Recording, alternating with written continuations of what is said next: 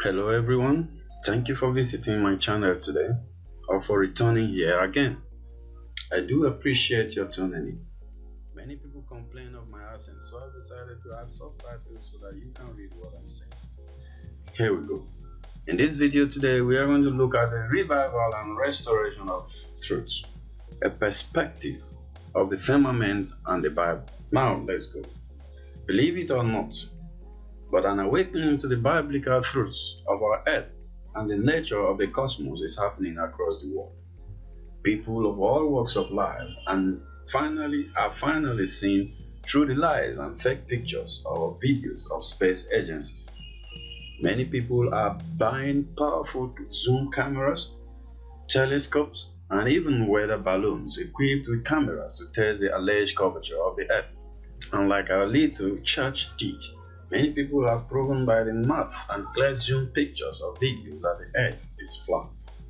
And upon seeing this undeniable evidence, many people are realizing that the Bible had it right all along, and they are returning to the faith in the God of creation and Savior Jesus Christ. Thus, it is evident that this biblical truth of the flat earth is an answer to some lost souls out there. He set west and cut free from the lies of Satan, and he found Jesus as his Lord and Savior. He also found a new and strong faith in the words of God. It also touched Cain and motivated him to stop doing meth and start seeking God. So, don't think for a moment that this flat earth truth is not important for a salvation issue. For some, this is the answer they have been looking for, and they need to find churches and Christians who are not ashamed of what the Bible had to say about all this. I've heard from a scientist or CEO who graduated from Rogers PhD in political science, a Fuller Seminary PhD, lawyers, engineers, and army rangers, a commercial pilot, and many others who have been blessed and encouraged by the scriptural presentation of God's flat earth and the firmament of his power, and videos, and they are flat earth. Literally, I have received hundreds of comments, emails, and phone calls from over 600,000 views and thousands of audios listening to this message. In every true revival, there has always been a restoration of some lost, or ignored, misunderstood truth in the Bible. The Reformation under Martin Luther King restored the truth of justification by faith without needing the trappings and rituals of the Roman Catholic Church. The Azusa Street Revival of 1906 restored the truth of the gift of the Holy Spirit to the Church. And in these last days, where science has become a religion that is trying to take the place of God and the Bible, there are some truths being restored to the Church and the world. And these truths threaten the entire system Satan has built over the last few centuries. Some of the truths being restored for this next move of God has all this in it. The earth is not a sphere, but rather it is flat, as the Bible has stated for thousands of years. 2. It is covered by a molten glass-like dome called the firmament. Above that firmament is the vacuum of space or stars and planets. Rather, there is a massive ocean of blue water that can be seen through the glass-like dome. Number 4. The sun, moon, star, and star, not far away in outer space. They are inside the firmament dome and move in a circuit over us, just like the Bible told us in Genesis 1 and Psalm 19. 5. The earth is stationary. That means the earth is not spinning, orbiting the sun, or flying through a vast universe of 600,000 miles per hour. When the Lord God of the Bible made the earth, he engraved a circle, not a ball, on the flat earth. And that act made a boundary all the way around the outer edge to hold the oceans. The outer edge is what we call Antarctica, and it is the ice wall at the ends of the earth. Number 7. The North Pole is the only magnetic center of this circle of earth. Number 8. There is not the South Pole, which is why compasses don't work the same in the southern hemisphere. Number 9. The planets are not other celestial spheres in space, but they are just the wandering stars that do not follow the same course as the other stars. Number 10 truth. The stars are not the giant suns that are millions of light years away, but rather they are much smaller and much closer to us, which is why they can and do fall to earth sometimes. Truth number 11. NASA and other government leaders and agencies all over the world have conspired to hide certain truths of God, particularly about creation, in an antichrist plot against the Lord Jesus. When Jesus Christ returns to this earth very soon, the firmament sky will be rolled back like a scroll, and the stars will fall like figs shaken from the fig tree by a mighty wind. And the kings of the earth, and the great men, and the rich men, and the chief captains, and the mighty men will say to the mountains and rocks, Fall on us, and hide us from the face of him that sitteth upon the throne, and from the wrath of the Lamb, Jesus Christ. When your eyes are open to these truths and the phrases in the Bible, like the four corners of the earth, or the end of the earth, or the stars of the heaven fall onto the earth, or the moon will not give her light, finally make sense. They have always been there, but most people have read them through the colored glasses of the Copernicus heliocentric theory and relegate them to the convenient file cabinet of metaphor. Some have tried to fit the Bible's account of creation and descriptors of the nature of our cosmos into the model of modern scientific theories and discoveries. The level of pathetic desperation to merge modern cosmology with biblical cosmology is amazing. However, like the Israelites of old, modern Christianity has tried to mix the philosophies and beliefs of the heathen with revelations of God in the scriptures, and the two don't mix. However, what has shocked me the most are the many Christians who are not even open to the possibility that the world's government may have lied to us, and even suppress discoveries that have proven the biblical truths about the nature of creation.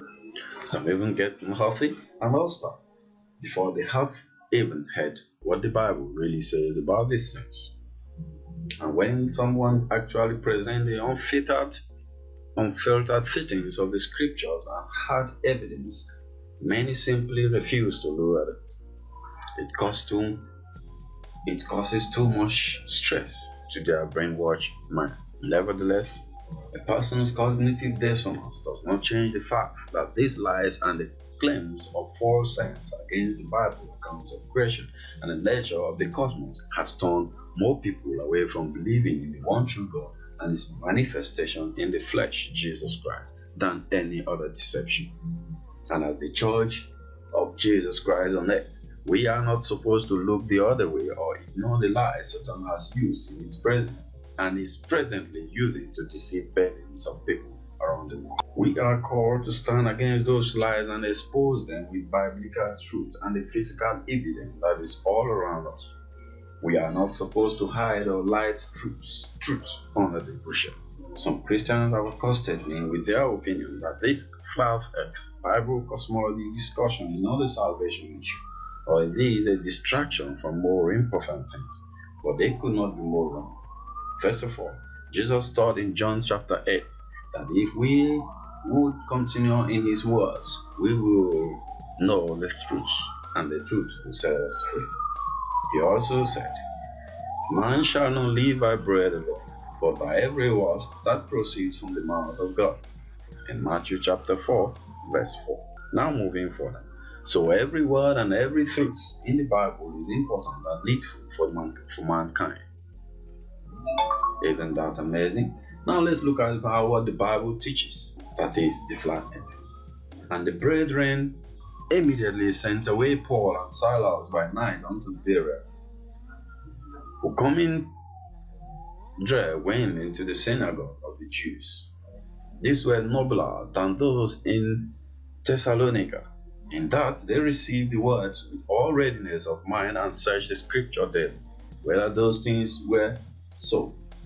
Therefore, many of them believe also of honorable women, which were Greeks and of men, not a few, according to Acts of Apostles 17:10-12. Study to show thyself approved unto God, a workman that needeth not to be ashamed, rightly dividing the word of truth. 2 Timothy chapter 2, verse 15. I must admit that the Lord had my attention when I saw that first flat-earth video a few years ago, but it was towards the end of the video where he gave most of the scripture references. I immediately pulled out my Bible and read those passages. I began looking up keywords in the passages in Hebrew and Greek, and that was the icing on the cake. I could not deny that the Bible teaches a flat, stationary, non-rotating, non-orbiting earth that is covered by a molten glass dome called the firmament, with water above that firmament dome. Over the next several months, I continued to study my Bible and research this truth about creation. The more I studied the Bible and researched NASA's many lies and fake pictures, I only became more convinced that the earth is truly flat. The first verses that I saw illustrate the earth as a flat disc was in Job chapter 38, verse 14. Then about a year later, in 2016, while preparing a message on a video, the Lord Jesus opened my eyes to another confirming passage about the shape of the earth. As I read Revelation 20, verse 9, I noticed an old word was used to describe the earth. It was a word that I had never looked up in the Strong's Greek dictionary until that day. John, by the Holy Spirit, wrote, and it was a word that I had never looked up in the Strong's dictionary, Greek dictionary, until that day. John, by the Holy Spirit, wrote, and they went up on the breadth of the earth and compassed the camp of the saints about, and the beloved city, and fire came down from God out of heaven and devoured it. I thought, why didn't he just say they went up on the globe? But he mentioned the breadth. Now take a look at this interpretation here. I want to display this for you. Of course, there are always detractors and attempt to debunk anything that contradicts the status quo. As one person said, that the use of the Greek word gamma, as you can see in this demonstration, for earth could mean land, and because of that I was not being honest with the text. But according to the Greek lexicon based on the Thayer's and Smith's Bible dictionary, plus others, this word J-E, gamma, pronounced gay, means 1. Arable land, 2. The ground, the earth as a standing place, 3. The mainland as opposed to the sea or water, 4. The earth as a whole, 5. The earth as opposed to the heaven, 6. The inhabited earth, the abode of men and animal, 7. A country, land enclosed within fixed boundaries, a tract of land, territory, region. The word JE we use 252 times in the King James Version of the New Testament and was translated earth in the King James Version 188 times. It was translated land only 42 times, and this Greek word gay or J is the word the translators of the Septuagint use for the Hebrew word erect or earth in Genesis 1 and elsewhere. Erect, according to Brown Driver's Greek's definition, means the whole earth, as opposed to part, which would be how it was used in Genesis 1 at the creation of the entire earth. Thus, it is said to say that the flat earth is a legitimate translation stroke definition of this phrase. Breadth of the earth in Revelation chapter 20 verse 19. Furthermore, the Bible says, in the mouth of 2 or 3 witnesses shall every word be established, according to 1 Corinthians chapter 13 verse 1. Most scholars believe Job was one of the first books of the Bible to be written. The book of Job has a lot of information about the true nature of creation, the attributes of God, and the angelic host. And it also confirms the shape of the earth and how God formed it. Then the Lord answered Job out of the whirlwind and said, who is this that darkeneth counsel by words without knowledge? Get up now, thy loins, like a man, for I will demand of thee an answer, thou me. Where was thou when I set the foundations of the earth? Declare if thou hast understanding. According to Job chapter 38, verse 1 to 4. Thus, the clear context of Job 38 is God speaking about when he created the earth. And in God's questioning of Job, he gave some clues about the creation of the earth. A couple of those descriptors are in verse 13 and 14. That it might take hold of the ends of the earth, that the wicked might be shaken out of it. It, that is the earth, is turned as clay to the sea, and that they stand as a garment. According to Job 13:14. The complete Jewish Bible translates Job 38:14 this way. Then the earth is changed like clay under a seal, until its colors are fixed like those of a garment. The Amplified Bible translates Job 38:14 this way. The earth is changed like clay into which a seal is pressed, and the things of the earth stand out like a multicolored garment. Both translations are correct because the Hebrew word for turn means to change. Like I turn or change these potatoes into potato pancakes by mashing them down. And for the self-appointed theologians out there, I did a word study through multiple lexicons on how the words was used in other verses in the Bible. For instance, the Genius Hebrew Chaldee lexicon says hapek or turn here means to convert or to change. It uses Leviticus 18 verse 3 as an example of hapek means to change something, as when the hair in the plate is turned hapek white. So the word turn or hapek means to change something when the rest of the verse denotes something changing form or character. Furthermore, the word for seal in the original Hebrew is kautan and means a signature ring or seal of signet. The Gesenius lexicon defines it as a seal ring, and these seal rings were used to mesh a piece of clay or wax flour with distinct features standing out to identify the same. Thus, in Job 38 verse 14, God gave the description to Job of how he formed or shaped the earth during creation. God said, the earth was changed as a lump of clay under a signet ring. That is, a word picture that illustrates the earth being pressed down flat with the contours of the ring standing out, even the detail of an upturned edge as a border. With all this, it is clear and understandable that the earth is flat and has a firmament dome over it, and it was created by the Messiah, the God of heaven. Thank you all for taking the time to watch this video. Please subscribe, like this video, and share it with friends and family to let it go viral. See you in the next video. Thank you for watching.